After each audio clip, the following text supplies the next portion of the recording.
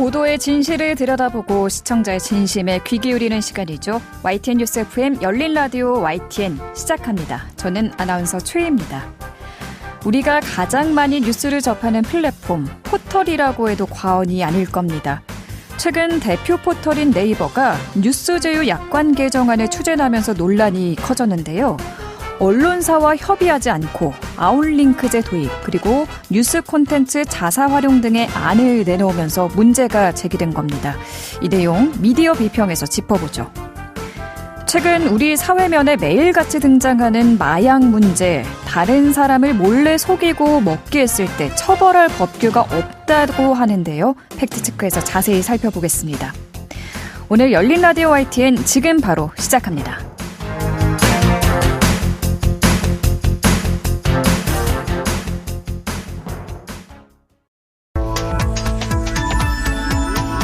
미디어가 전하는 이슈에 대한 다양한 분석과 팩트체크까지 바로 보고 뒤집어 보고 꼭꼭 씹어보기 위한 미디어 비평 프로그램 열린 라디오 YTN.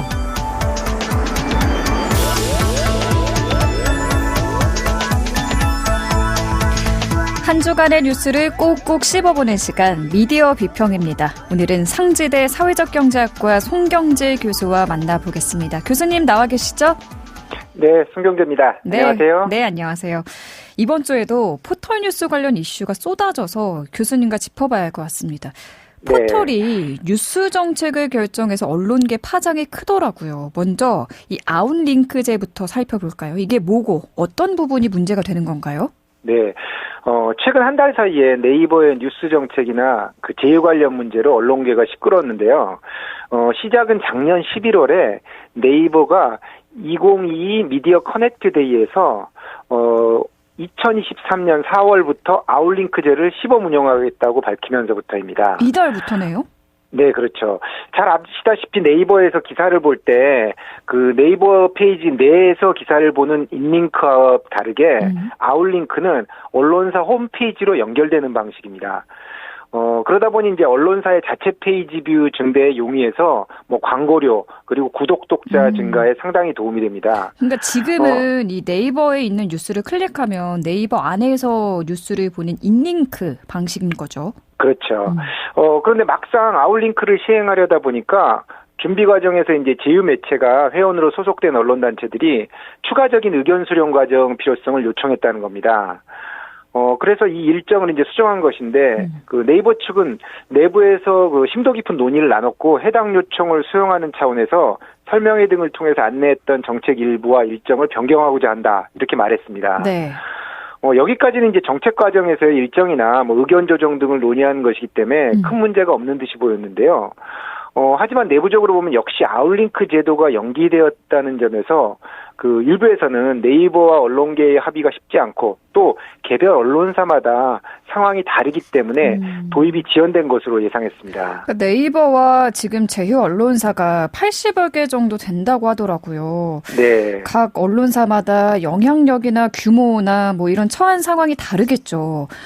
아웃링크가 도입이 된다면 준비 시간이 필요할 것 같은데요. 네, 정확하게는 이제 뉴스 전재료라는 것을 네이버에서 받는 언론사는 가장 상위 제휴인 뉴스 콘텐츠나 뉴스 스탠드 제휴인데요. 2023년 4월 기준으로 82개입니다. 하지만 이제 각 언론사마다 상황이 다르고 특히 이제 자사 홈페이지에서 인터넷 독자를 유입할 경우에 그 서버의 용량 부담이나 또 광고가 있는 경우에 가독성이 떨어진다는 문제가 있어서 네. 언론사마다 상황이 좀 다른 것 같습니다. 그런데 문제는 그 과정에서 역시 언론사와 협의나 논의가 잘 안 되었다는 점이 드러난 건데요. 실제 여러 언론사들 간의 이해관계가 있는데 몇몇 기관이나 언론사 입장을 반영해서 아웃링크 선택제를 좀 일방적으로 철회한 것이라는 비판이 있었던 거죠. 네. 사실상 포털뉴스 정책 결정에서 소통이나 공론의 과정이 없이 네이버가 일방적으로 결정하고 다른 언론사들의 동의조차 구하지 않는 과정이 더 큰 문제인 것 같습니다. 그러니까 네이버와 언론사와 소통을 거치지 않고 기사를 쓴 언론사 홈페이지로 넘어가서 뉴스를 볼 수 있게 하는 아웃링크 선택제를 일방적으로 철회해서 비판이 일었다. 이 내용 살펴봤고요. 또 다른 이슈가 있죠. 네이버가 언론사의 뉴스 콘텐츠 제휴 약관 개정안을 통보했다. 이번에도 혹시 일방적인 통보였습니까? 네, 그렇습니다. 아웃링크 문제가 잠잠해지는가 싶더니 네이버가 갑자기 뉴스 콘텐츠 제휴 약관 개정안을 통보한 것입니다. 많은 언론사들이 이 뉴스를 이미 다뤘는데요. 예.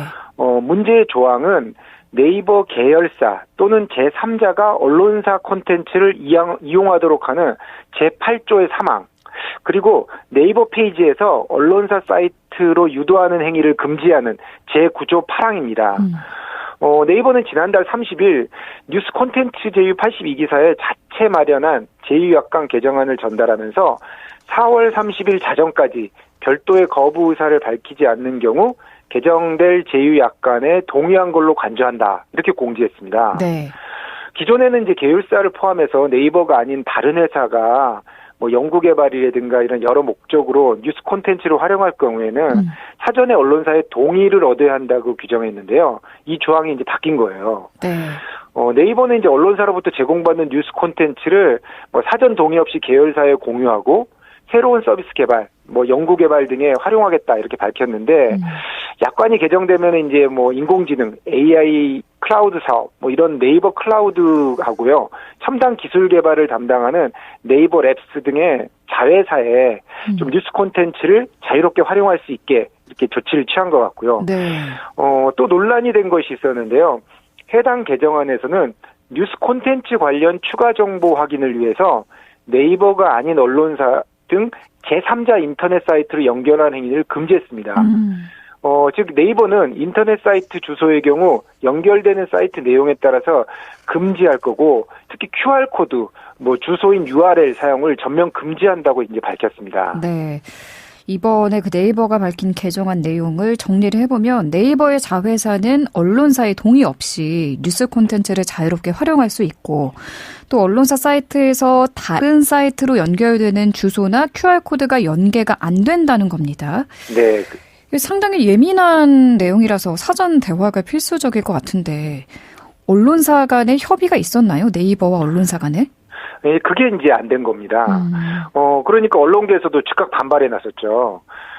대표적으로 이제 한국신문방송편집인협회, 한국기자협회, 뭐 한국여성기자협회, 한국인터넷신문협회 등 4개 언론단체가 네이버의 그 이런 일방적인 약관 변경, 그리고 언론사의 지적재산권이나 뭐 자율권, 편집권 침해 행위를 중단해라, 이렇게 강력히 요구하는 성명서를 발표했습니다.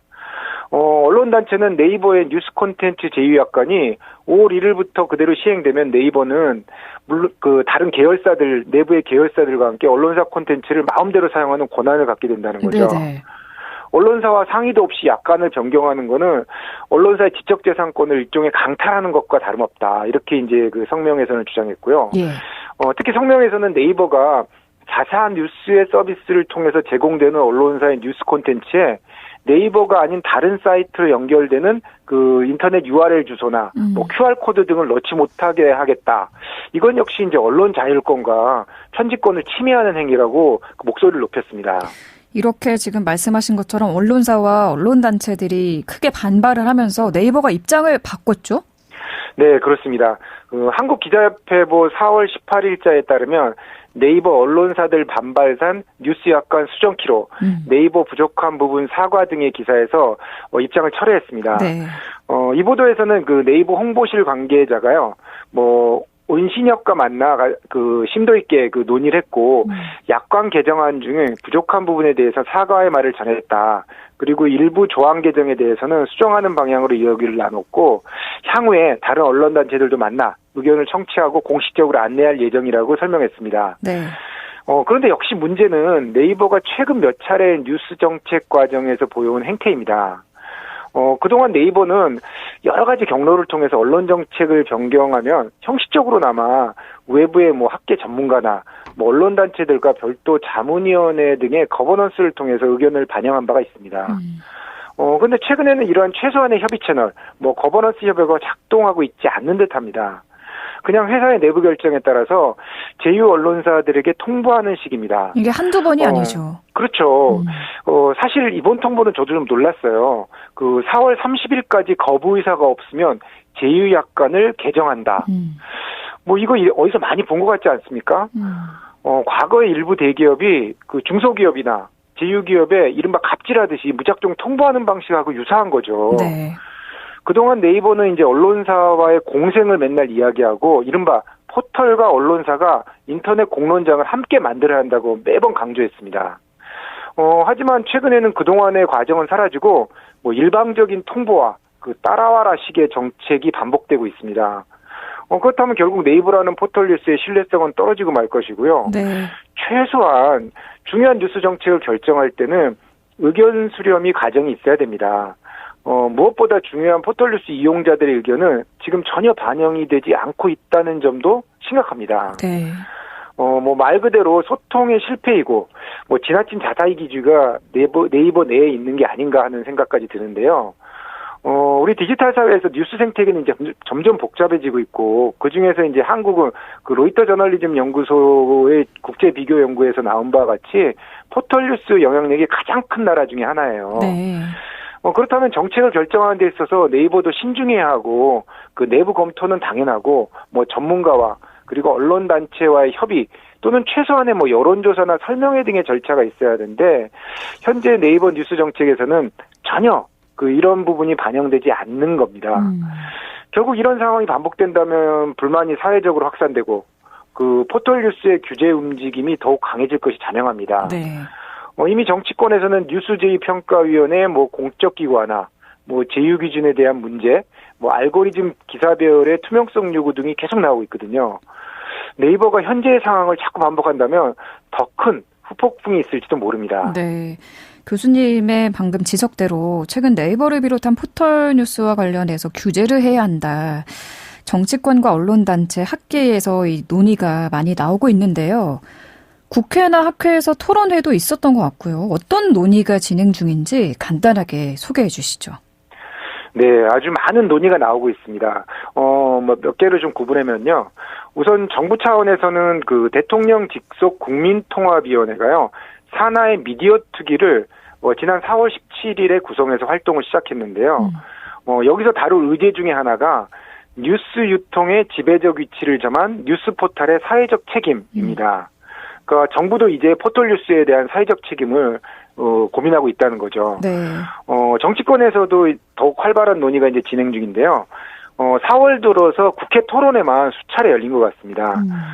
대표적으로 국민의힘 윤두현 의원실하고 더불어민주당의 김종민 의원실 주최로 18일 서울 여의도 국회 도서관에서 열린 포털 뉴스와 언론의 자유 토론회에서는요. 포털 뉴스제휴평가위원회 심사 기준이 좀 객관적이지 않거나 일부 위원의 전문성이 떨어진다는 지적이 나왔고요. 국민의힘과 민주당 모두 제휴평가위원 개혁이나 개편, 그리고 각종 법안을 통해서 투명성과 공정성 등을 마련해야 한다. 이렇게 제시하고 있습니다. 그렇군요. 또 학계에서는요, 좀 대안 중심의 논의가 많이 나오고 있습니다. 네. 아무래도 이제 포털 뉴스 역시 언론의 영역이기 때문에 규제보다는 이제 언론의 자유라는 측면도 보장돼야 한다는 거죠. 사실 포털 뉴스라는 용어가 널리 쓰이고 있지만 이게 법적인 용어는 아닙니다. 현재 신문법에서는요, 포털 뉴스를 인터넷 뉴스 서비스 사업자로 규정하고 있습니다. 네. 상당히 이제 오래전에 만들어진 법적 규정인데요. 지금은 대부분 포털 뉴스라고 하고 있잖아요. 네네. 그래서 사실 이런 부분부터 디지털 환경에 맞는 별도 입법이 필요하다는 지적도 상당히 많습니다. 네. 그런데 제 개인적으로 보기에 그 정치권의 이해관계에 따른 포털 뉴스 제도화나 규제는 좀 당리당략이 있기 때문에 좀 위험한 부분도 있습니다. 특히 내년에 이제 총선을 앞두고 그 주요 정당이 그 포털 길들이기란 비판의 시선도 있거든요. 그런 차원에서 이제 현재 한국 언론 환경에서 디지털 시대에 맞는 포털 뉴스 관련 법제도 정비는 일단 여야 합의가 원칙이고요. 네. 언론단체나 국민 등이 동의할 수 있는 이런 사회적 합의 과정도 선행돼야 할 겁니다.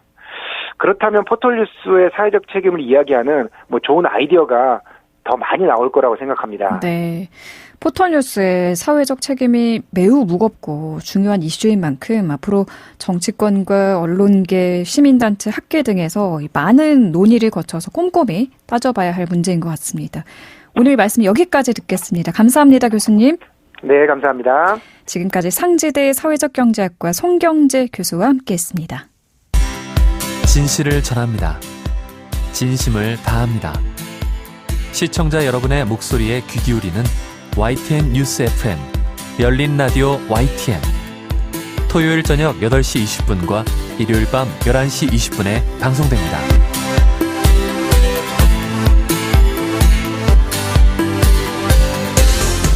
이번에는 YTN 라디오 프로그램들을 모니터링하고 평가해보는 시간입니다. 오늘은 박채린 시청자 평가원과 전화 연결돼 있습니다. 안녕하십니까? 네, 안녕하세요. 네, 이번 주에는 어떤 프로그램 모니터링 하셨나요? 네, 이번 주엔 매주 오후 1시부터 2시까지 방송하는 이슈앤피플을 들었습니다.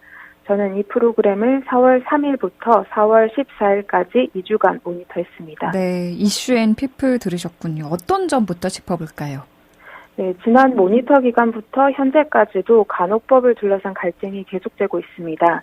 이슈앤피플은 지난 4월 11일 EMP 인터뷰에서 법안의 주요 당사자인 간호협회와 간호조무사협회 관계자를 각각 인터뷰해 찬반 입장을 들었습니다.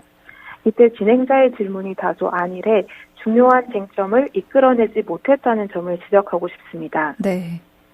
인터뷰 내용에서 간호법의 또 다른 당사자인 국민의 건강권에 관한 언급은 있었지만 대부분이 의료계 직역단체의 처우 등으로 논의가 좁혀졌습니다. 간호법을 둘러싸고 가장 첨예하게 대립하고 있는 단체 관계자를 섭외한 탓도 있지만 진행자의 두루뭉술한 질문도 아쉬웠습니다. 예를 들어 간호법에 반대 입장을 밝히고 있는 간호조무사협회 관계자에게 지역사회라는 말이 들어간 거에 대해서도 할 얘기가 있으시다고요? 라고 질문했는데요. 네. 우선 질문이 구체적이지 않아서 청취자 입장에서 지역사회라는 표현이 이 맥락에서 의미하는 바가 무엇인지 바로 알 수가 없었습니다.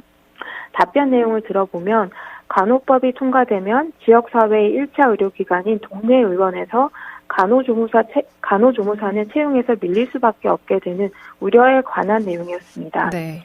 물론 특정 직군에 불리하게 작용할 수 있다는 점도 짚어야 합니다. 하지만 이러한 현상이 국민 건강과는 어떻게 연결이 되는 것인지 등의 질문이 있어야 하는데 그런 질문이 전혀 없었습니다. 진행자가 뒤이어 간호조무사협회 측에 한 질문은 가장 반대하는 의사협회가 다른 단체를 앞세우고 자신들은 뒤로 빠지고 있다는 지적에 대해 어떻게 생각하느냐는 내용이었는데요. 국민의 건강권과 관련해 의문이 생길 수 있는 질문을 듣고도 직역 간 갈등을 중심으로 접근하는 질문을 던져서 아쉬웠습니다. 예. 질문이 논의를 특정 쟁점으로 좁혔기 때문에 일반 국민에게 정말 필요한 쟁점은 제대로 들여다보지 못하고 인터뷰가 끝났다는 평가입니다. 첨예한 쟁점을 다루는 인터뷰 질문에 대한 날카로운 지적을 해주셨는데요. 또 짚어볼 내용은 어떤 게 있을까요? 네, 계속해서 진행자의 불필요하거나 부적절한 발언에 대해 살펴보겠습니다. 지난 4월 14일 영민한 뉴스 아하 시간에 김영민 아나운서가 김건희 여사의 대외 행보와 관련한 소식을 소개했는데요. 그러자 진행자인 이승우 앵커가 김영민 아나운서가 오셔서 그런지 모르겠지만 김건희 여사 관련 뉴스를 많이 갖고 오십니다라고 말했습니다. 네. 일단 이 발언이 무엇을 의미하는지가 아주 애매합니다. 1차적으로 청취자가 의문을 갖게 하는 발언은 최대한 자제하는 게 좋고요. 또 김영민 아나운서가 여성이라는 점에서 여성인 영부인 소식을 많이 가져온다는 맥락이라면 이는 더 문제라 할 수 있습니다. 언론인이 여성이라서 여성 소식을 많이 다룬다는 생각은 성차별적이라고도 볼 수 있는데요. 물론 앵커의 본래 의도가 그게 아닐 수는 있으나 이렇게 충분히 해석될 수 있는 부분입니다. 앞으로는 발언의 의도가 명확하게 드러나도록 진행을 했으면 합니다. 네, 마지막으로 짚어볼 내용은요? 네, 인용 보도를 할 경우에 출처를 명확히 하거나 해당 보도와 관련해 추가로 사실을 확인할 필요가 있다는 점을 짚으려고 합니다. 네. 이슈앤피플의 첫 번째 코너는 그날의 주요 뉴스를 간추려서 소개해주는 시간인데요. 직접 취재한 내용이 아니다 보니 사실 확인이 부족하거나 가끔 출처를 알려주지 않아서 우려되는 때가 종종 있었습니다. 네. 지난 4월 4일 이우영 아나운서가 4가지 뉴스 시간에 부산 엑스포를 유치할 경우 경제 유발 효과가 60조라는 보도를 전했습니다. 이 경제 유발 효과라는 게 이전에 대통령실 이전 관련 경제 유발 효과가 과도하게 부풀려져서 논란이 되기도 했는데요. 최소한 그 60조라는 산출을 어느 기관에서 했는지 혹은 어떤 언론사를 출처로 한 정보인지 알려줘야 어느 정도 신뢰할 수 있을지 청취자가 판단해 볼 수 있을 듯 합니다. 네. 오늘 이슈앤피플에 대한 시청자 평가는 여기까지 듣겠습니다. 감사합니다. 네, 감사합니다. 네, 지금까지 박채린 시청자 평가원이었습니다. 열린 라디오 YTN에서는 시청자 여러분의 목소리를 듣습니다. 참여 신청과 의견은 유료 문자 샵 0945, 우물정 0945나 YTN 라디오 프로그램 열린 라디오 YTN 게시판을 통해 남겨주세요.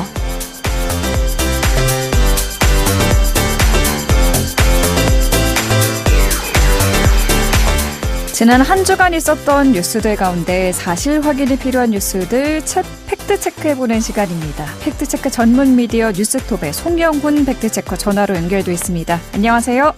네, 안녕하세요. 네, 오늘 첫 번째 팩트체크 주제 어떤 건가요? 네, 서울 강남 학원가에서 발생한 이 마약 음료 사건에 대한 중간 수사 결과가 지난 17일 발표됐습니다. 네. 경찰은 이번 사건을 마약과 보이스피싱 결합한 심정 범죄로 규정했는데요. 이 피의자들이 만든 마약 음료 100병 가운데 18병이 학생들에게 배부가 됐고요. 이 음료를 마신 피해자는 총 8명인데 학생 7명, 학부모 1명으로 파악이 됐습니다. 네. 특히 이렇게 상대방을 속여서 몰래 마약을 먹이는 범죄 행위가 이 어린 학생들까지 위협하는 상황이 되어서 우려가 더 커졌는데요. 아직 별다른 처벌 규정이 없다고 해서 좀 확인해봤습니다. 네, 정말 저도 그렇고 많은 분들을 충격에 빠뜨린 마약 음료 사건이죠. 이게 네. 나도 모르는 사이에 당할 수도 있고 누구나 피해를 볼 수 있는 거라 더 많은 분들이 놀라셨을 것 같은데요. 네.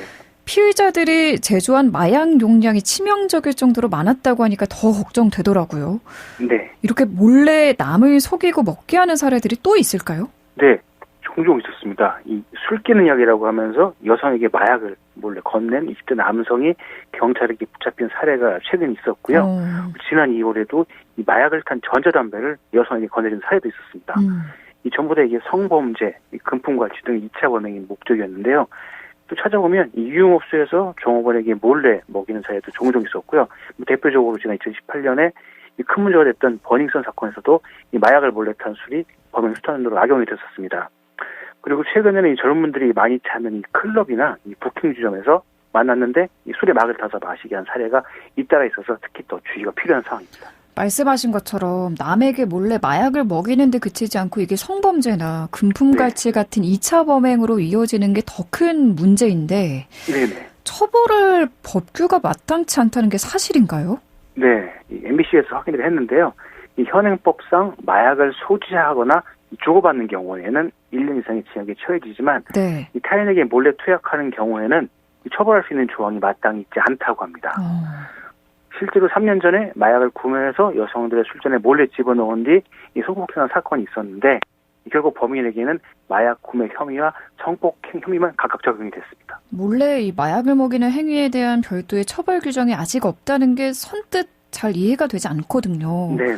다른 나라는 어떻습니까? 네, 영국의 경우에 몰래 마약을 먹이기만 해도 10년의 징역이 처하고요.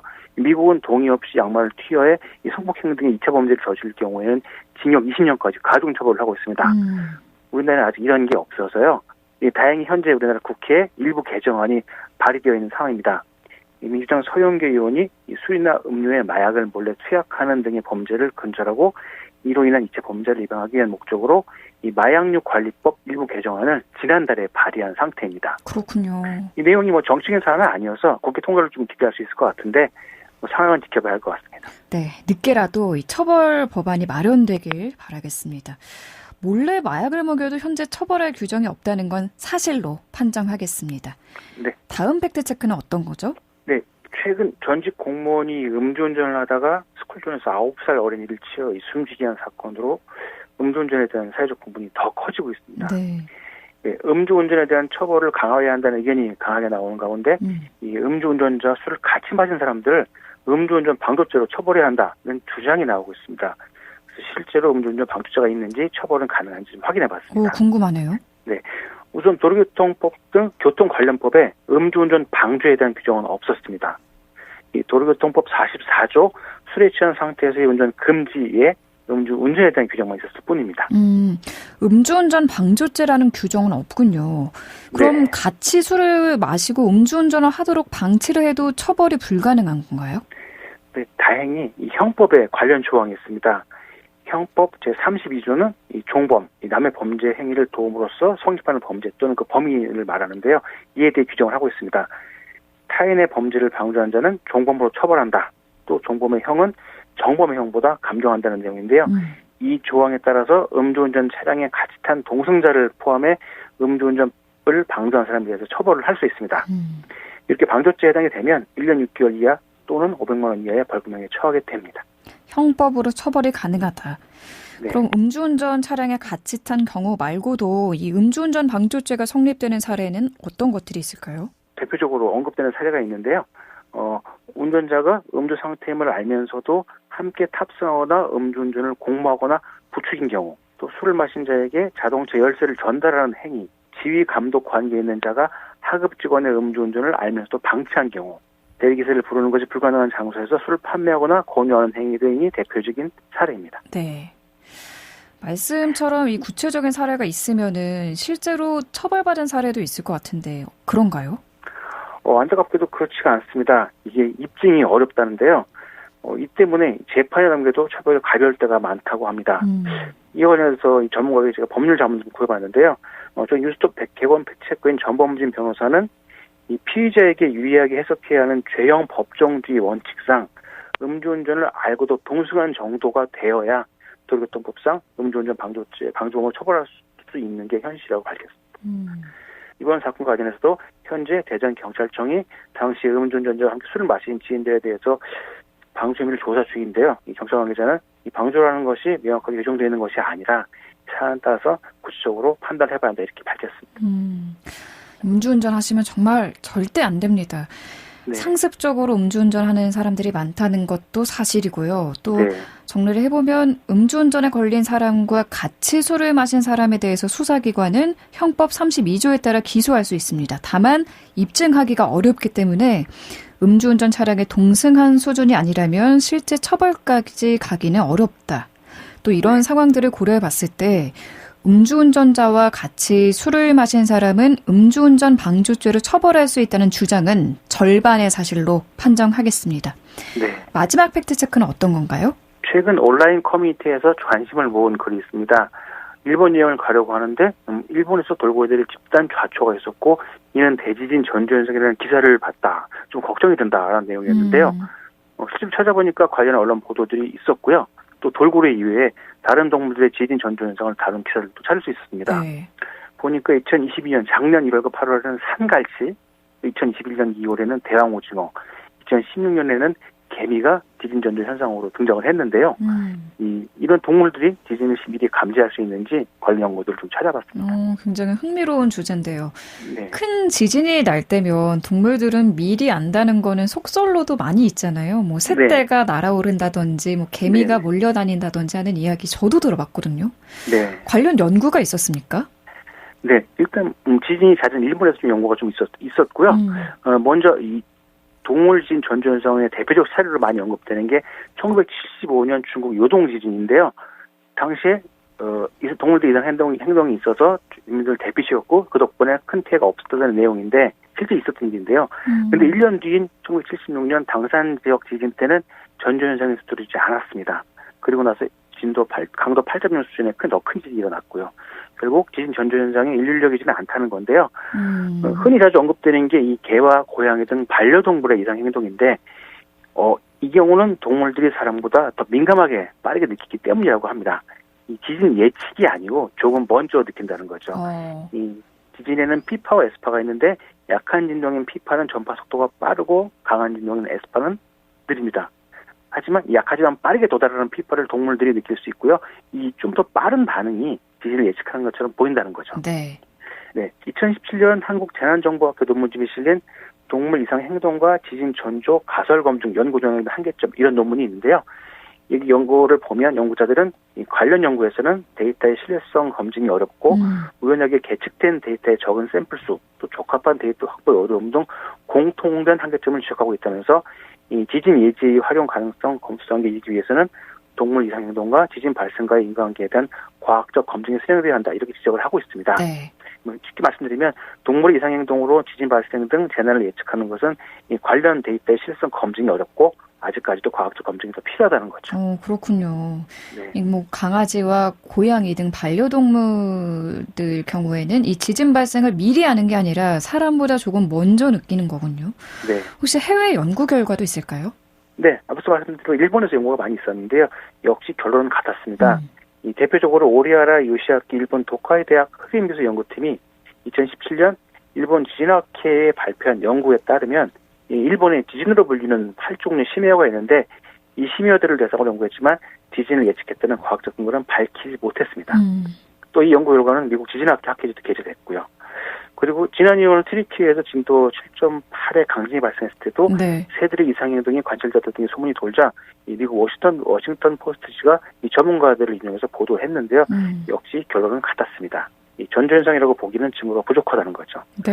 해당 기사에서 미국 지질조사국은 지질조사 당국은 물론 다른 어떤 과학자도 대지진 예측한 적이 없다면서 현 시점에서 우리는 지진을 전혀 예측할 수 있다고 말할 수 없다는 것이 타당하다 이렇게 밝혔습니다. 이런 말씀드린 이런 내용들은 일본 기상청과 미국 지질조사국 홈페이지에도 다 공개되어 있습니다.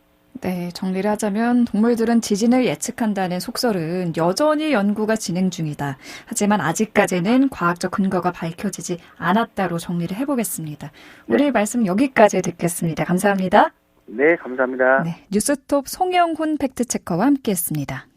열린 라디오 YTN 오늘 준비한 순서는 여기까지입니다. 저희 프로그램은 YTN 라디오 홈페이지와 애플리케이션 또 유튜브와 팟빵을 통해서도 다시 들으실 수 있습니다. 많이 찾아주시고요. 오늘 끝곡으로는 존 덴버가 부른 Sunshine on My Shoulders 준비했습니다. 저는 다음 주 이 시간에 다시 인사드릴게요. 아나운서 최유였습니다. 고맙습니다.